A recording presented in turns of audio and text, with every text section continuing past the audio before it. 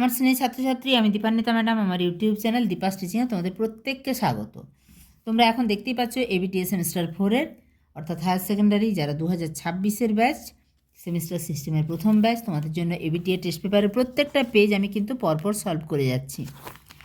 এখন যেটা শুরু হবে সেটা পেজ নাম্বার AC 155। তার আগে যে মোট 15টা পেজ, তার আগে সমস্ত পেজগুলো হয়ে গেছে। এটা বাদ দিলে আর দুটো মাত্র পেজ বাকি থাকছে।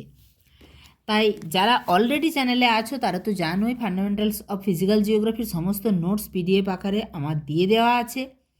তোমরা এখনও পর্যন্ত যদি এই প্রাকৃতিক পোর্শনের নোট পেতে চাও, তাহলে তোমরা নোট চাইছো, বলছো সমস্ত পোর্শনের নোট কিন্তু দেয়া নেই, জাস্ট প্রাকৃতিক ভূগোলের উপর দেওয়া আছে। স্ক্রিনে দেওয়া নম্বরে তোমরা আমার সাথে কন্ট্যাক্ট করলে আমি তোমাদেরকে এই নোটগুলো দিয়ে দিতে পারবো। তবে এখন প্রত্যেকটি প্রশ্ন সংক্ষিপ্ত এবং যথাযথভাবে উত্তর করে দেওয়া হবে। এভাবেই প্রত্যেকটা পেজের part A, part B, part C আলাদা আলাদা করে ভিডিও করে দেওয়া আছে। এখন যে পার্ট এর প্রশ্নগুলি আলোচনা করব, প্রত্যেকটি বই, তোমাদের যতগুলো বই আছে দেখো, সমস্ত বইগুলোই কিন্তু আমার কাছে আছে। আমি এর মধ্যে থেকে যেটা তোমাদের জন্য সবচেয়ে ভালো, সব বইতেই ভালো উত্তর লেখা আছে, কিন্তু যে উত্তরের জন্য যে বইটা ভালো সেটা নির্বাচন করে কোন পোর্শনটা লিখতে হবে সেটা দেখিয়ে দেবো। প্রথম প্রশ্ন, সমুদ্রবক্ষের সম্প্রসারণের সপক্ষে অন্তত 5টি প্রমাণ আলোচনা করো। 5টা প্রমাণ উল্লেখ করেই দেয়া আছে। আমরা এখন দেখে নেব। এখানে যাওয়ার আগে বলবো, তোমরা চ্যানেলে নতুন হলে অবশ্যই চ্যানেলটা সাবস্ক্রাইব করে রেখো এবং বন্ধুদের মাঝে গুরুত্বপূর্ণ ভিডিওটা শেয়ার করে দিও এবং লাইক করে দিও। দেখে নিই সমুদ্রবক্ষের বিস্তৃতির প্রমাণ। প্রাকৃতিক ভূগোলের লং কোশ্চেনের একটা ভাইটাল পার্ট হচ্ছে ছবি আঁকা। ছবি কিন্তু আঁকতেই হবে। এই যে এখানে ভূগর্ভ থেকে ম্যাগমা উঠে আসছে, সমুদ্রবক্ষের বিস্তার ঘটছে, এই যে এই অংশটা, অর্থাৎ যে ম্যাগমা দিয়ে যে সামনের অংশটা সেটা নূতন এবং যত দূরের দিকে যাওয়া যাচ্ছে প্রাচীন ভূত্বক। এই একটা ছবি চিত্রসহ বলুক আর নাই বলুক, তোমাদের কিন্তু ছবি একটা আঁকতে হবে। আমাদের 5টা প্রমাণ চাওয়া হয়েছে। প্রথম প্রমাণ, আগ্নেয় শিলার বয়স। মহাসাগরীয় ভূত্বক থেকে আগ্নেয় শিলার নমুনা সংগ্রহ করে তা থেকে জানা যায় যে মহাসাগরীয় শৈলশিলা থেকে অনুভূমিকভাবে যত দূরে যাওয়া যায় আগ্নেয় শিলার বয়স তত বাড়তে থাকে। এই যে বললাম প্রাচীন ভূত্বক, এই শৈলশিলার দুপাশে আগ্নেয় শিলার বয়স অপেক্ষাকৃত কম, মানে এই জায়গাগুলোর বয়স কিন্তু তুলনামূলকভাবে, কাছের অংশের বয়স তুলনামূলকভাবে কম, এবং এই অংশগুলো নূতন সৃষ্টি হচ্ছে বলে এর উপর কিন্তু অবক্ষেপ এতটা জমার সুযোগ পায়নি। আমরা দ্বিতীয় পয়েন্টে সেটা দেখে নেব। সামুদ্রিক অবক্ষেপের গভীরতা। চ্যালেঞ্জার অভিযান থেকে প্রাপ্ত সামুদ্রিক অবক্ষেপের তথ্য থেকে জানা যায় যে মধ্য সামুদ্রিক শৈলশিলার কাছে বা গভীর সমুদ্রে সামুদ্রিক অবক্ষেপের পরিমাণ খুবই কম এবং মধ্য সামুদ্রিক শৈলশিলার দুপাশ থেকে যত দূরে যাওয়া যায় সেখানে কিন্তু অবক্ষেপের গভীরতা, মানে এটা তো পুরানো, ফলে এর উপর সঞ্চয় হচ্ছে, এখানে সঞ্চয় বেশি, আর একদম কাছের অংশে এই অবক্ষেপের সঞ্চয় কম। 2 নম্বর পয়েন্ট হয়ে গেল। 3 নম্বর, সামুদ্রিক অবক্ষেপের বয়স। এটা তো ভূত্বকের বয়স গেল, মহাসাগরীয় ভূত্বকের অবক্ষেপের বয়সও কিন্তু যেটা এখানে সেটা নূতন জমা হচ্ছে, ফলে তার বয়স নবীন এবং দূরবর্তী অঞ্চলে, অর্থাৎ সামুদ্রিক অবক্ষেপের বয়স লক্ষ্য করলে দেখা যায় যে মধ্য সামুদ্রিক শৈলশিলা থেকে যত উপকূলের দিকে যাওয়া যায় তত কিন্তু বয়স বাড়তে থাকে। 3টে পয়েন্ট হয়ে গেল। বাকি যেটা একদম সংক্ষিপ্ত এবং তোমাদের 5 নম্বরের প্রশ্নের উত্তর, এখানে আমি পলির অনুপস্থিতি দেখাবো। মধ্য সামুদ্রিক শৈলশিলার শীর্ষদেশে সামুদ্রিক পলি দেখা যায় না, কারণ এখানে ম্যাগমার উদ্গীরণ হচ্ছে, তার মানে সমুদ্র তলদেশের বিস্তার ঘটছে। এবং 5 নম্বর পয়েন্ট যেটা লিখবে, তেজস্ক্রিয় মৌল। সমুদ্র তলদেশে সংগৃহীত শিলার নমুনা পরীক্ষা করে দেখা গেছে যে মহাসামুদ্রিক শৈলশিলাতে প্রাকৃতিক তেজস্ক্রিয় মৌলের পরিমাণ অধিক থাকে, যা তাপ উৎপাদনে কার্যকরী ভূমিকা পালন করে। এই তাপের পরিমাণ শৈলশিলা অঞ্চলে 3 থেকে 4 গুণ বেশি হওয়ার কারণে সেখানে অগ্নুৎপাত ঘটে এবং শৈলশিলার কাছাকাছি অঞ্চলে নবীনতম শিলার সৃষ্টি হয়। এছাড়া শৈলশিলা থেকে দূরবর্তী স্থানে শিলাস্তরের তাপমাত্রাও ক্রমশ হ্রাস পায়, যা অপেক্ষাকৃত প্রাচীন শিলাস্তরকে নির্দেশ করে। তাই এটাও একটা সমুদ্র তলদেশের বিস্তৃতির প্রমাণ। চলে যাব 2 নম্বর প্রশ্নে। হ্যাঁ, এই 5 নম্বরের 2 নম্বর প্রশ্ন, পৃথিবীব্যাপী জলবায়ু যে পরিবর্তন ঘটছে তার জন্য 3টি প্রাকৃতিক কারণ লিখবে এবং 2টি মনুষ্য সৃষ্ট কারণ তোমরা ব্যাখ্যা করবে। এই যে জলবায়ু পরিবর্তনের কারণ ও প্রমাণ, তার মধ্যে প্রাকৃতিক কারণ 3টি লিখতে বলা হয়েছে। প্রথম কারণ, বাহ্যিক বা বহিস্থ বা মহাজাগতিক বা অপার্থিব কারণ।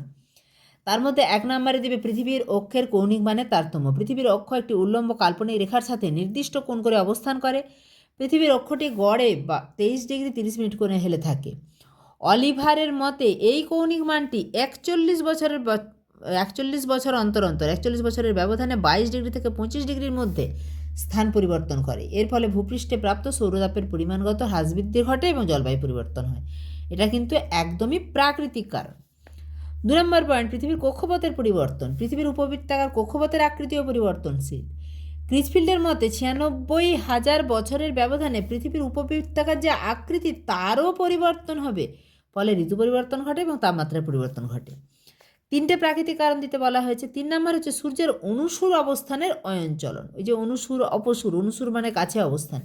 3রা জানুয়ারি হয় অনুসুর অবস্থান, 4ঠা জুলাই হচ্ছে অপসুর, অর্থাৎ সর্বাধিক দূরত্ব 4ঠা জুলাই। এই অনুসুর অপসুর অবস্থান হিসেবে পরিগণিত হয়। কিন্তু ক্রিসফিল্ডের মতে 10,500 বছরের ব্যবধানে অপসুর অনুসুর অবস্থানে দিনের পরিবর্তন হয়। একে সূর্যের অনুসুর অবস্থানের অয়নচলন বলে। এর ফলেও জলবায়ুর পরিবর্তন ঘটে। এছাড়া পৃথিবীর মেরু অক্ষের স্থানান্তর, সৌর কলঙ্ক, এগুলোও জলবায়ু পরিবর্তনের কারণ। কিন্তু প্রাকৃতিক কারণ 3টে দিতে বলা হয়েছে। তোমরা যদি নিচেরগুলো পছন্দ হয় সেভাবে গিরিজনীয় আলোড়নকেও দিতে পারো, পাত সঞ্চালনকেও দিতে পারো, বায়ুমণ্ডলের গঠনগত পরিবর্তনকেও দিতে পারো, অগ্নুৎপাতকেও। সবগুলো কিন্তু প্রাকৃতিক কারণ। 3টে প্রাকৃতিক কারণ দেবে এবং 2টি মনুষ্যসৃষ্ট কারণ বলা হয়েছে। তার মধ্যে এই কৃত্রিম কারণগুলোই হচ্ছে মানুষের কার্যাবলীর ফলে বিভিন্ন গ্যাস উৎপাদন, বিভিন্ন শিল্পজাত পদার্থ, কলকারখানা, গাড়ি ইত্যাদি থেকে প্রচুর কার্বন ডাইঅক্সাইড নির্গত হয়। কৃষিক্ষেত্র থেকে মিথেন উৎপন্ন হয়। শিল্পজাত পদার্থ থেকে ক্লোরোফ্লোরোকার্বন নির্গত হয়। এই সকল গ্যাস ছাড়াও আরও বহুবিধ তাপশোষী গ্যাস উৎপাদনের ফলে পৃথিবীর উষ্ণতা ক্রমাগত বাড়ছে। তার মানেই জলবায়ু পরিবর্তিত হচ্ছে। এরপরে ধূলিকণার বৃদ্ধি। মানুষের বিবিধ কার্যাবলীর ফলে বায়ুমণ্ডলে ধূলিকণার পরিমাণ বৃদ্ধি পাচ্ছে। ফলে ধূলিকণা উষ্ণতা শোষণ করে বিশ্বব্যাপী উত্তাপ বাড়ায়। এছাড়া বৃক্ষচ্ছেদন, এটাও মানুষের কার্যাবলীর ফলে। তবে আমরা মাত্র 2টো পয়েন্ট মানুষের কার্যাবলীর ফলে দেব। এই দুটো প্রথমের 2টো দিবে। এছাড়া তোমরা যদি মনে করো যে ওজোন স্তরের পরিবর্তন দিবে, এটাও দিতে পারো। আমাদের 2টো দিতে বলা হয়েছে। এরপরে চলে যাব 3 নম্বরের প্রশ্ন। এখানে 4টি প্রশ্ন আছে, 2টি প্রশ্নের উত্তর দিতে হবে। আমি কিন্তু 4টে প্রশ্নের উত্তরই তোমাদের জন্য রেডি করে রেখেছি। নদীর পুনর্যৌবন লাভের ফলে সৃষ্ট যে কোনো 3টি ভূমিরূপের সংক্ষিপ্ত পরিচয় দাও। এই যে পুনর্যৌবন লাভের ফলে গঠিত ভূমিরূপ, এই কোশ্চেনটি কিন্তু বারে বারে এসেছে বলেই আমার দাগ দেওয়া আছে। নদীর পুনর্যৌবন লাভের ফলে যে সকল ভূমিরূপ গঠিত হয় তার মধ্যে 1 নম্বরে দিবে উপত্যকার মধ্যে উপত্যকা, এবং শুধু সংজ্ঞাগুলোই লিখবে। নদীর পুরাতন উপত্যকার মধ্যে অন্য একটি নিম্নক্ষয়জাত উপত্যকা সৃষ্টি হলে তাকে বলে উপত্যকার মধ্যে উপত্যকা। এই যে এই একটি উপত্যকা ছিল, তার মধ্যে আবার একটি উপত্যকা তৈরি হয়েছে, এটি হচ্ছে নতুন উপত্যকা, একে বলে উপত্যকার মধ্যে উপত্যকা। নদীর পুনর্যৌবন লাভ ঘটলে বা কোনো ভূমিভাগের উত্থান ঘটলে এই ভূমিরূপ তৈরি হয়। এছাড়া নদী মঞ্চ গঠিত হয়, অবশ্যই ছবি আঁকতে হবে, এই ছবিটা আঁকতে হবে। নদী মঞ্চের ছবি দেবে। নদীর পুনর্যৌবন লাভের ফলে একটি উপত্যকার মধ্যে অপর একটি উপত্যকার সৃষ্টি হলে নদী খাতের দুপাশে যে ধাপ কাটা মঞ্চের মতো ভূমিরূপ সৃষ্টি হয় তাকে নদী মঞ্চ বলে। ছবি দেবে। 5 নম্বরের প্রশ্নে ছবি না দিলে হবে না। এছাড়া যে সমস্ত ভূমিরূপগুলি, এটা বারে বারে আলোচনা হয়েছে। নিকবিন্দু, নিকবিন্দুতে কি হয় না, এখানে ভূমির যে মৃদু ঢাল থেকে খাড়া ঢাল তার সংযোগ স্থলকে বলে নিকবিন্দু, যেখান থেকে জল লাফিয়ে পড়ে জলপ্রপাতের সৃষ্টি করে। সংজ্ঞাটা দিয়ে দিবে। নদীর পুনর্যৌবনের ফলে নদীর দৈর্ঘ্য বরাবর যে বিন্দুতে ঊর্ধ্ব উপত্যকা ও নিম্ন উপত্যকা মিলিত হয় তাকে নিকবিন্দু বলে। কর্তিত নদী বাঁক, পরিণত ও বার্ধক্য পর্যায়ে নদীতে সৃষ্ট বাঁক গভীরভাবে কেটে নিচে বসে গেলে তাকে কর্তিত নদী বাঁক বলে। তাহলে এই রকম 4-5টা ভূমিরূপ দিলেই হবে। তাছাড়া যদি তোমাদের মনে হয় সদৃশ্য শীর্ষদেশ সমন্বিত ভূমিরূপ, বলয়িত উন্মোচিত সমতল ভূমি, এত কিছু দরকার নেই। তোমরা এই যে ভূমিরূপগুলো দেখালাম এইগুলো ছবি সহ দেবে। চলে যাব পরের 3 নম্বরের প্রশ্নে। পরের যে 3 নম্বরের প্রশ্ন আছে, কোপেনের জলবায়ু শ্রেণী বিভাগের প্রথম ক্রমের জলবায়ুগুলির পরিচয় দাও। তোমাদেরকে বারবার বলেছি দ্বিতীয় ক্রম তৃতীয় ক্রম কিন্তু অত ভালো করে পড়তে হবে না, কিন্তু প্রথম ক্রমটা পড়তেই হবে। দেখে নেব উত্তরটা। প্রথম ক্রমের জলবায়ুর যেটা চিহ্নিত করা হয় A B C D E দ্বারা। এ হচ্ছে ক্রান্তীয় বৃষ্টি অরণ্য জলবায়ু, বি হচ্ছে শুষ্ক জলবায়ু, সি হচ্ছে উষ্ণ নাতিশীতোষ্ণ বৃষ্টিবহুল জলবায়ু, ডি হচ্ছে শীতল বরিয়াল অরণ্য জলবায়ু, ই হচ্ছে মেরু জলবায়ু। তার মধ্যে বৈশিষ্ট্যগুলো দেওয়া আছে, বারে বারে আলোচনা হয়েছে, আর আমি বলছি না, তোমরা এখান থেকে একটু স্ক্রিনশট নিয়ে নাও। পরে যে 3 নম্বরের প্রশ্নটা কিন্তু বেশ বড় হবে। সমুদ্র উপকূলে সমুদ্র তরঙ্গের ক্ষয়কার্যের ফলে সৃষ্ট 3টি ভূমিরূপের সচিত্র বিবরণ। 3টি তোমাদেরকে লিখতেই হবে, চিত্র অবশ্যই আঁকতে হবে। মাত্র 3 নম্বর পাবে, সেই হিসাবে সংক্ষিপ্ত এবং যথাযথ উত্তর করবে। সমুদ্র তরঙ্গের ক্ষয়ের ফলে সৃষ্ট ভূমিরূপের মধ্যে প্রথমেই দেবে ভৃগু। উপকূল অঞ্চলে খাড়া পাড় গঠিত ভূমিভাগ যখন প্রায় উল্লম্বভাবে ও ঝুলন্ত অবস্থায় জলতলের উপরে অবস্থান করে তখন তাকে সমুদ্র ভৃগু বলা হয়। এছাড়া চলে যাবে পরের পয়েন্টে বা পরের ভূমিরূপে। এখানে কিন্তু ভৃগুর ছবিটা অবশ্যই তোমরা দিবে। এখানে ছবি অবশ্যই লাগবে, সচিত্র বলা আছে। ছবি না আঁকলে তোমরা যতই ভালো লেখো না কেন 1.5 নম্বর পাবে। 1.5 নম্বর ছবিতে 1.5 নম্বর লেখায়। 3টি ভূমিরূপ বলা হয়েছে। এরপরে চলে যাবো তরঙ্গ কর্তৃত মঞ্চ। সমুদ্র তরঙ্গের আঘাতে ভৃগু ক্ষয়প্রাপ্ত হয়ে পশ্চাৎপসরণ করলে সমুদ্র ভৃগুর পাদদেশ থেকে একটি মঞ্চ বা ঢালু সমতল পৃষ্ঠের সৃষ্টি হয়, একে তরঙ্গ কর্তৃত মঞ্চ বলে। এই যে এই রকমভাবে ভৃগু পিছিয়ে যাচ্ছে, তরঙ্গ কর্তৃত মঞ্চ সৃষ্টি হয়েছে। তাই অবশ্যই তরঙ্গ কর্তৃত মঞ্চের ছবি দিতে হবে। এরপরে বাকি ভূমিরূপগুলো না গিয়ে গুরুত্বপূর্ণ একটা ভূমিরূপে চলে যাব, সেটা হচ্ছে ব্লো হোল।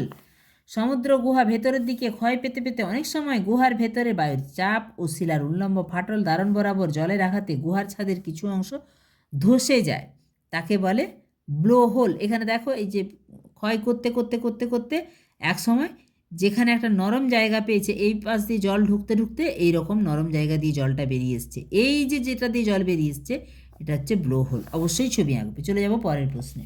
তাহলে 3টে ভূমিরূপ বলেছিল, 3টে ভূমিরূপ হয়ে গেছে। এরপরে ইনসিটু সংরক্ষণ, এক্সিটু সংরক্ষণের 3টি পার্থক্য, এটাও বারে বারে আলোচনা হয়েছে, আমি দেখিয়ে দিচ্ছি।